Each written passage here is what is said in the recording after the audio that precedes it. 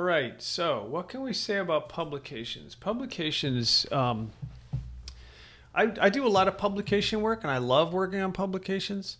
The challenge sometimes is that they're often very big, obviously. That's why they're called publications, right? And they're all different, and there's often a lot of different content. They're everything from magazines to annual reports to booklets and books and all different kinds of things. So, how you present the information, making sure that you're adhering to branding standards, this branding look and feel, that's really important, using high quality, high end graphics. But I also consider, the way I work with printers too.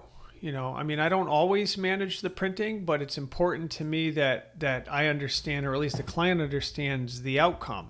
For example, is it going to be printed on glossy paper, or is it going to be on matte paper? Is it going to have clay in the paper? There's a lot of different things that affect the quality of ads or graphics that go inside of each printed piece, right?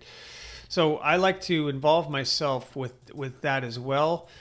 Making sure I design things that get people's attention, that make it interesting and fun and easy for the reader to engage. That's really important to me as well.